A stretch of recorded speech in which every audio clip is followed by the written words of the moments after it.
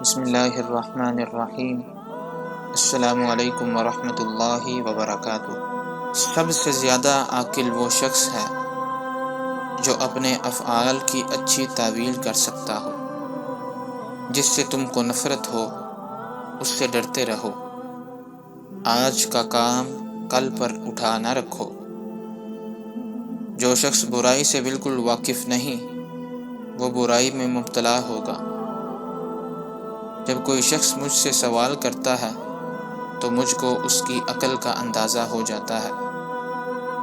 جو شخص اپنا راز چھپاتا ہے وہ اپنا اختیار اپنے ہاتھ میں رکھتا ہے۔ توبہ کی تکلیف سے گناہ کا چھوڑ دینا زیادہ آسان ہے۔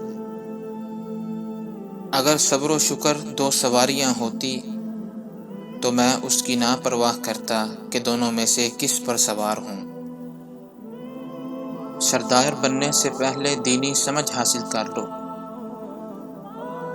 جس طرح تم قرآن سیکھتے ہو اسی طرح علم میراث، عربی زبان اور سنتوں کو بھی سیکھو۔ علم کو لکھ کر محفوظ کر لو۔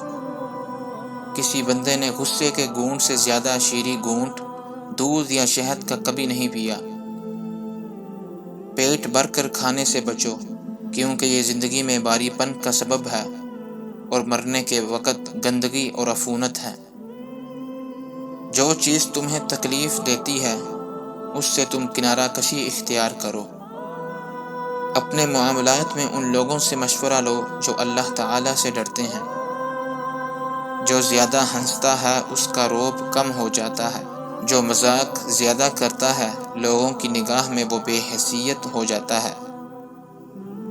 جو کسی کام کو زیادہ کرتا ہے وہ اسی کام کے ساتھ مشہور ہو جاتا ہے۔ اگر تمہیں دو کاموں میں اختیار دیا جائے جن میں سے ایک کام دنیا کا ہو اور دوسرا آخرت کا تو آخرت والے کام کو دنیا والے کام پر ترجیح دو کیونکہ دنیا فانی ہے اور آخرت باقی رہنے والی ہے۔ جو لوگوں کے ساتھ انصاف کرتا ہے اور اس کے لیے اپنی جان پر جو مشقت جھیلنی پڑے اسے جھیلتا ہے اسے اپنے تمام کاموں میں کامیابی ملے گی۔ حکمت و دانائی عمر بڑی ہونے سے حاصل نہیں ہوتی بلکہ یہ تو اللہ کا دین ہے جسے اللہ چاہتے ہیں عطا فرما دیتے ہیں۔ جب بندہ اللہ تعالیٰ کی وجہ سے تواضع اختیار کرتا ہے تو اللہ تعالیٰ اس کی قدر و منزلت بڑھا دیتے ہیں اور فرماتے ہیں بلند ہو جا اللہ تجھے بلند کرے۔ یہ اپنے آپ کو حقیر سمجھتا ہے لیکن لوگوں کی نگاہ میں بڑا ہوتا ہے۔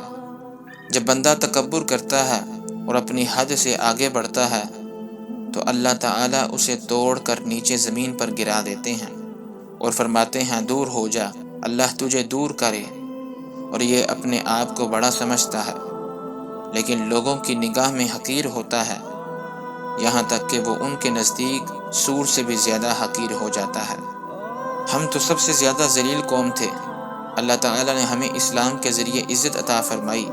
اب جس اسلام کے ذریعے اللہ تعالیٰ نے ہمیں عزت عطا فرمائی ہے ہم جب بھی اس کے علاوہ کسی اور چیز سے عزت حاصل کرنا چاہیں گے تو اللہ تعالیٰ ہمیں ذلیل کر دیں گے۔ جو اپنے راز کو چھپائے گا اختیار اس کے ہاتھ میں رہے گا۔ ہمیشہ سچ بولو چاہے سچ بولنے سے جان ہی چلی جائے۔ بے فائدہ اور بیکار کاموں میں نہ لگو۔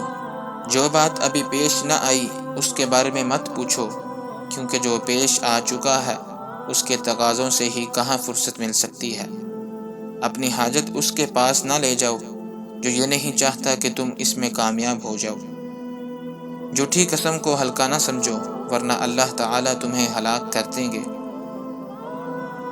بدکاروں کے ساتھ نہ رہو ورنہ تم ان سے بدکاری سیکھ لو گے۔ اپنے دوست سے بھی چکنے رہو لیکن اگر وہ ایمانت دار ہے تو پھر اس کی ضرورت نہیں اور ایمانت دار صرف وہی ہو سکتا ہے جو اللہ تعالیٰ سے ڈرنے والا ہو۔ قبرستان میں جا کر خشوع اختیار کرو۔ جب اللہ کی فرما برداری کا کام کرو تو عاجزی اور تواضع اختیار کرو۔ جب اللہ کی نافرمانی ہو جائے تو اللہ کی پناہ چاہو۔